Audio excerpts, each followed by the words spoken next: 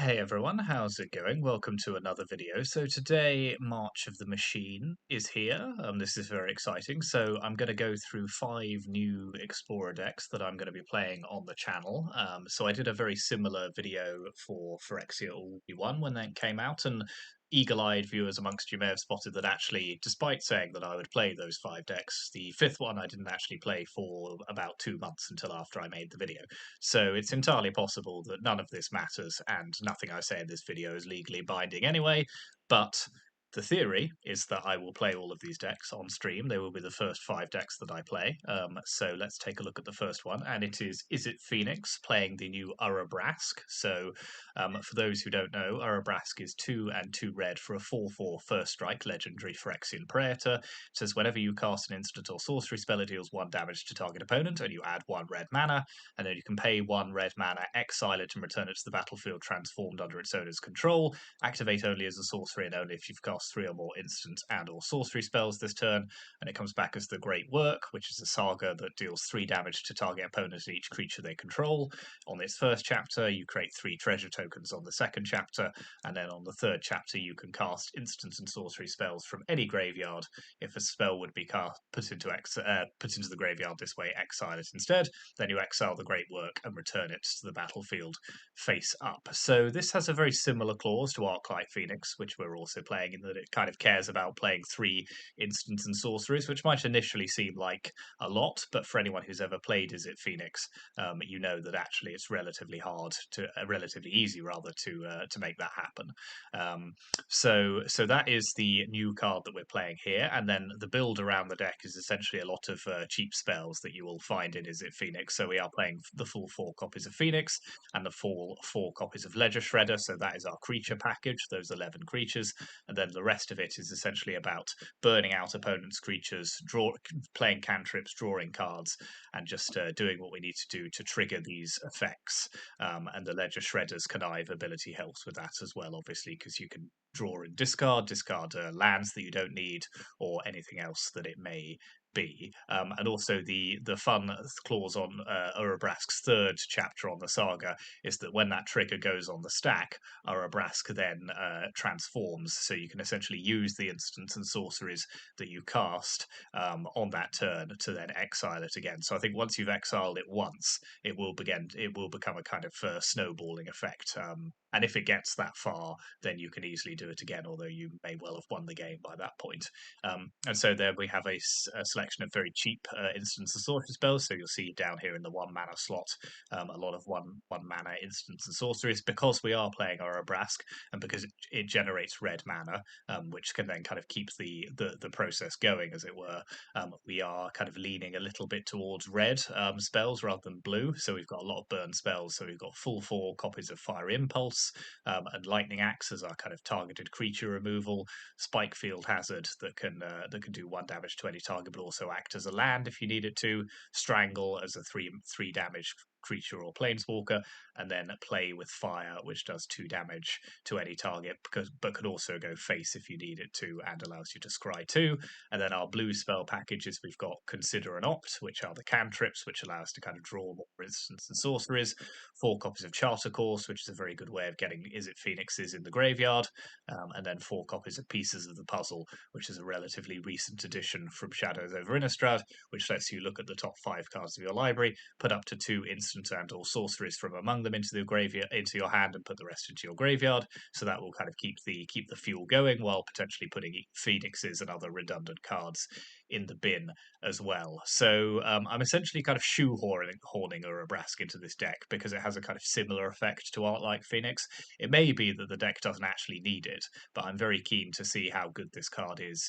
Kind of generally, can you get it to flip? How easy is it to get it to flip? Does your opponent just kill it instantly? And kind of see what happens with that.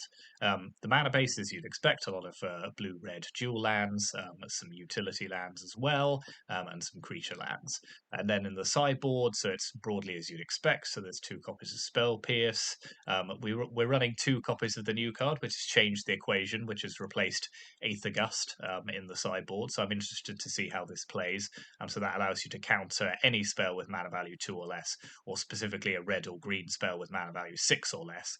So it's slightly different to Aether Gust in that it doesn't put things on the top of the or bottom of the library. It can't hit permanents on the battlefield, but it does just get rid of the card entirely. So we'll give that one a go. I think it'll be interesting to see how it plays and compared to Eighth August, and then we've got Disdainful Stroke and Mystical Dispute as well for our kind of counter spell package, and then additional removal spells, one copy of Rending Volley for kind of problematic creatures like Greasefang, two copies of a Braid that can deal with creatures and also artifacts as well. And then we've got Volcanic Spite, which is another new card which can deal 3 damage to a creature, planeswalker, or battle, but also allows you to kind of cycle a card away as well. Brotherhood's End is our kind of sweeper of choice, so we've got one of those. And then we've got an Invasion of Kaldheim, which is another new card, which is one of the new battles. It says when it enters the battlefield, exile all cards from your hand, then draw that many cards. Until the end of turn, you may play cards exiled that way. So that's just a way of kind of refueling the hand and just allowing us to kind of play the cards that we need to trigger our Phoenixes and Urabrasks. And it does transform into Pyre of the World Tree, which allows you to kind of discard excess land cards to deal 2 damage to any target, but also turn those into potential spells as well. And then additional creatures, 2 copies of Crackling Drake, so that's a star 4 that you can bring in against grindy decks or decks where you just need a kind of big beater, because in this deck this will often be a kind of 8/4, 9/4 flying. So if your opponent has a problem dealing with that, then this could be a very useful card to bring in as well. So that is our first deck. That is Izzet Phoenix with Urabrask. So deck number 2 is mono green Stompy. So we are playing the new Polukranos. So this is Polukranos Reborn, which is green, green, green for a 4/5 with reach. And you can pay 6 and 1 Phyrexian white mana to transform it at sorcery speed into Polukranos Engine of Ruin, which is a kind of worm coil engine impression. So that is a 6/6 with reach and lifelink. And whenever it or another non-token Hydra you control dies, create a 3/3 green and white Phyrexian Hydra creature token with reach and a 3/3 green and white Phyrexian Hydra creature token with lifelink. So this is a very exciting card. You know, the body on the front half is very good already. You know, 4/5 with reach for 3 mana. But if you ever can switch it off over with 6 and 2 life, because we don't run any white mana, so you will have to pay the 2 life. Then you do have a card which is very roughly equivalent to Wormcoil. It's slightly different in that Wormcoil has Death Touch instead of Reach, but I actually think in some ways this is slightly better. You know, Death Touch on a 6/6 is a bit redundant, and Reach may be slightly better. Probably Death Touch on the 3/3 is slightly better than having Reach, so it's kind of swings and roundabouts when it comes to that. But it's a very powerful card, and it's one I'm very excited to play. So this is mono green Stompy as you'd kind of expect to find it. So it's playing Collected Company.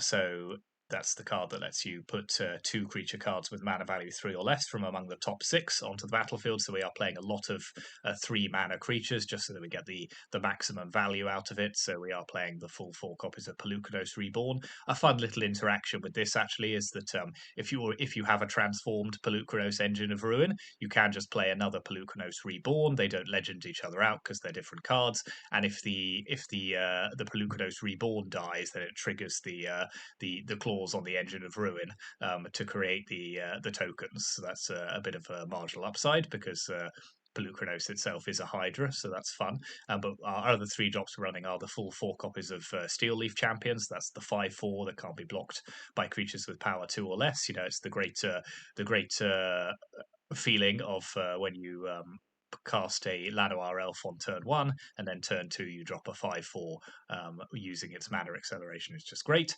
4 copies of Kassandu Mammoth, which can also act as an additional land if you need it to, but that's a good 3/3 that's triggered by landfall abilities.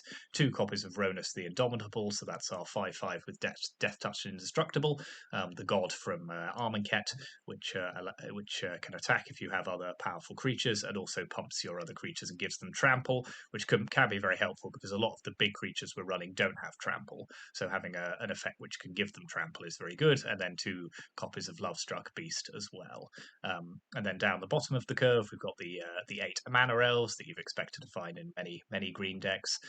4 copies of Scavenging Ooze, which can exile the opponent's graveyard and get bigger. And then 4 copies of Werewolf Pack Leader, which is the 3/3 for 2, which when you attack with total power 6 or greater among the creatures you're attacking with, you get to draw a card. So that's very good as well. So it's all creatures down here.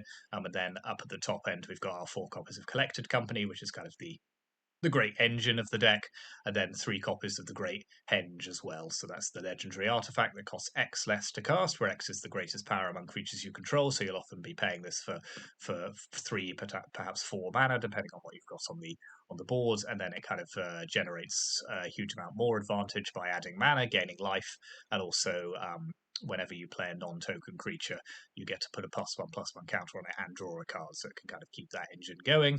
Then the mana base is, as you'd expect, lots of forests, a couple of Besaigus to deal with problematic cards that the opponent may be playing, 2 Oasis to potentially pump our creatures, and then 2 Lair of the Hydra as our creature land as well. So that's the deck. So the new Polukranos being played here. And then in the sideboard, we've got 3 copies of Cankerbloom, which can be used to destroy problematic artifacts or enchantments, or just proliferate any of the counters that we've added to our creatures using its ability. We've got 2 copies of Heroic Intervention to deal with opponent's mass removal or targeted removal on a particularly precious creature that we have. We've got 2 copies of Cruel Harpooner, which can deal with flyers. So that's kind of our useful card there. 2 copies of Ram Through, which allows a kind of a fight ability. Well, it's a punch ability rather, because it just deals damage equal to the creature's power. We've got 1 copy of Unlicensed Terse, which we can bring in addition to the Scavenging Oozes as kind of additional graveyard hate. And then our other new card, we've got the Sandstalker Moloch. So that is a 4/2 with flash. And when it enters the battlefield, if an opponent casts a blue or black spell this turn, look at the top 4 cards of your library. You may reveal a permanent card from among them, put it into your hand. So against blue or black decks, we bring that in. We might hold it up as well as the same time as Collected Company, and then just potentially bring that in to play that and yeah, just generate some advantage off it. And then 2 copies of Shifting Ceratops, which is to bring in against control decks and blue decks, just to kind of deal with them potentially countering our creatures with blue spells, or kind of removing them with blue spells as well. So that is mono green Stompy, and that's running the Polukranos. So our third deck is Bant Angels. So this is a variant of the Selesnya Angels list that is running around the format at the moment. Very powerful deck. But we are playing 3 copies of the new Errant and Giada. So that is a 2/3 for 1 white blue. It has flash and flying, and you may look at the top card of your library at any time, and you may cast spells with flash or flying from the top of your library. So essentially allows us to play additional angels using the top of the library. Now, in exchange for that, we do have to add blue to the mana base. So it is a bit of an open question as to whether this is a kind of viable idea. It's probably the most experimental of these decks that I'm trying out, because it's adding a whole additional color, which I'm not doing in any of the others. So we will see if that works. But that effect to potentially play additional creatures could be very good. And we are playing a lot of flying creatures in this deck, as you'd expect, as it's an Angels deck. But we've got 4 copies of the kind of original Giada. So that's the 2/2 with flying and vigilance that allows you to ramp for additional angels, and also gives them +1/+1 counters when they enter. So that's kind of a great engine for the deck. We've got 4 copies of Youthful Valkyrie. So that's a 1/3 with flying, which grows whenever you play another angel. 3 copies of Angel of Vitality, which kind of improves our life gain and kind of gets us up to that precious 27 life, which allows the Righteous Valkyrie effect to trigger. So that's the 2/4 with flying that gains you life whenever you play an angel or cleric. But also, if you have 27 life, it will give all of your creatures +2/+2. And then the full 4 copies of Resplendent Angel, so the 3/3 with flying, that if you've gained enough life, creates a 4/4 white angel creature token at the end of turn, and can potentially do that all by itself with its pump ability, but that is very expensive. And then 2 copies of Serra Paragon, which is the only creature in the deck that can't be hit by Collected Company, so it is a risk running this, but I think the ability to then recur permanent spells with mana of 3 or less, any of the angels that you want to get back, even potentially a land if you need it, that ability is very strong. So that is our other flying creature. And then just down the bottom, we've got some of our enablers. So we've got 3 copies of Speaker of the Heavens, which has fallen a little bit out of favor in White Angels decks recently. A lot of them are now just playing Llanowar Elves and Elvish Mystic instead. But because I'm now kind of trying to make this into a kind of white splashing both blue and green. I decided to take the elves out, so I'm running 3 Speaker of the Heavens instead. So that's a 1/1 with Vigilance and Lifelink. That if you have 27 life, can tap to create a 4/4 White Angel, and then the classic 4 Bishop of Wings, which is the creature that allows you to gain life whenever you play an angel, and kind of get you the life gain that you need. So there's a lot of white mana symbols in this, that hence why it's a very heavily base white deck, and it is just splashing additional cards. So I have kind of adjusted it accordingly. And then 2 copies of Emiria's Call, which can act as a land, but also in the late game create some more angels as well. And then the mana base is a little bit experimental. This will probably need some fine tuning based on how the deck actually plays. But all of our lands produce white, which is what we need, and then we've just got a combination of dual lands, so Seachrome, Coast, and Razorverge Thicket as our fast lands, Temple Gardens and Hollowed Fountains, just so that as many of our lands come into play untapped as possible, hence why we're playing a Darker Wastes and Brushland, a couple of Pathways, Mana Confluence, which is the kind of the painful land, but one that we know will allow us to fix our mana, and then Iganjo as our kind of utility land as well. So that is the main deck, and then in the sideboard we're running 3 copies of Shaper's Sanctuary. So this is very good to bring in against decks that run a lot of targeted removal, like Rakdos, because it essentially turns all of their removal spells into cards for you. 1 copy of Pithing Needle that can deal with problematic abilities, particularly on Planeswalkers, destroy evil for big creatures and enchantments, perhaps a Fires of Invention if we need it, Fateful Absence, which can destroy creatures and Planeswalkers for the cost of giving them a clue, Anointed Peacekeeper, which will allow us to make attacks one of their problematic cards in hand, Redain, which is another flying creature which makes their non-creature spells more expensive if they cost 4 or more. A couple copies of Skyclave Apparition to deal with annoying cards that our opponent has on the other side. Similarly with March of Otherworldly Light, just a very versatile removal spell.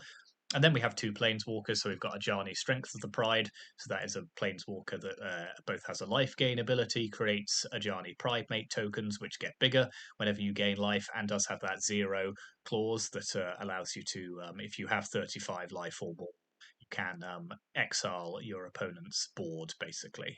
So that often won't come up, but when it does, it's obviously a one-sided board wipe, and that's very useful effect to have. So that is Bant Angels. Deck number 4 is Mono White Humans, which is a deck that we've all seen before, but it's playing the new Knight-Errant of Eos. So that is a 4/4 for 4 and a white, which might seem a lot for a kind of low to the ground deck, but hopefully you will never be casting it for that much. It has Convoke, so you can tap any number of creatures when you play it, and that each creature you tap reduces its cost by 1 mana. When it enters the battlefield, you look at the top 6 cards of your library. You may reveal up to 2 creature cards with mana value X or less from among them, where X is the number of creatures that convoked the Knight-Errant, and you put those reveal cards into your hand.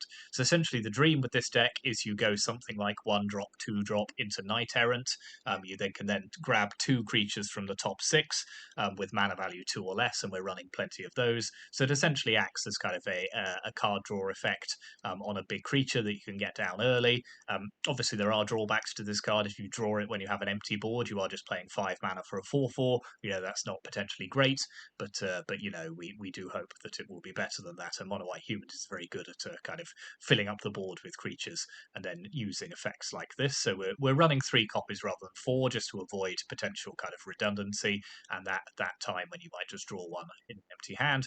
And we're also running 3 copies of the new Invasion of Gobakan, which is not a creature, so it's an interesting addition to this deck, and one which I'm interested to try out. So that is a battle that says when it enters the battlefield, look at target opponent's hand. You may exile a non-land card from it, and they can cast that card from exile, but it costs 2 more. So that is the kind of elite spellbinder effect, except it's on a battle. The battle has only 3 defense counters, so it's a relatively easy one to flip. And then it turns into the Light Shield array, which says at the beginning of your end step, put a +1/+1 counter on each creature that attacked this turn, and you can sacrifice it to give creatures you control hexproof and indestructible. So a few people who were playing this in the early access stream did say that this card played very well. That front side is a kind of white Thoughtseize. It's the Thoughtseize effect that you're going to get in white. So be grateful. And then the backside is actually surprisingly powerful in just kind of snowball encounters, can potentially be used in a pinch to protect your board as well. So we're running 3 copies of that. And then the rest of the deck is broadly as you'd expect to find with mono white humans, so plenty of one drops with hopeful initiate that can grow whenever you attack with creatures with greater power. Recruitment officer, which allows you to kind of refill your hand if you need to. 3 copies of Skrelv, which can act to protect a particular creature that we want to keep alive, and has broadly replaced Brave the Elements in this deck. 4 copies of Luminarch Aspirant, which can grow a creature at the beginning of combat. We've got 3 copies of Ossification as our removal spell of choice, just very powerful, can get rid of any creature or planeswalker for 2 mana as long as we have a basic land, and we're running plenty of those. 4 copies rather of Thalia, Guardian of Thraben, which taxes non-creature spells. The great payoff of the deck, which is the 4 copies of Thalia's Lieutenant, which grows all of our creatures and potentially grows itself. 3 copies of Brutal Cathar as a removal spell, and then 3 copies of Adeline as well, which allows us to create more creatures whenever we attack. And then in the land slots, as you'd expect, we've got the plains. We've got 4 copies of Mutavault, which is the great creature land, which also, when it becomes a creature, is a human as well. Iganjo as our utility land, and then Castle Ardenvale that can help create creature tokens in long stalled out games as well, and I think that's particularly useful with a Knight-Errant of Eos potentially in hand. If you need to kind of generate a couple of creature tokens so you can then convoke the Knight-Errant, I think that's probably worth doing. And then in the sideboard, we've got 2 copies of Portable Hole as our kind of versatile removal against cheap spells that the opponent plays, and then the new card Surge of Salvation, which I'm interested to try. So that gives you and permanents you control hexproof and prevents all damage that red or black sources would deal to creatures you control this turn.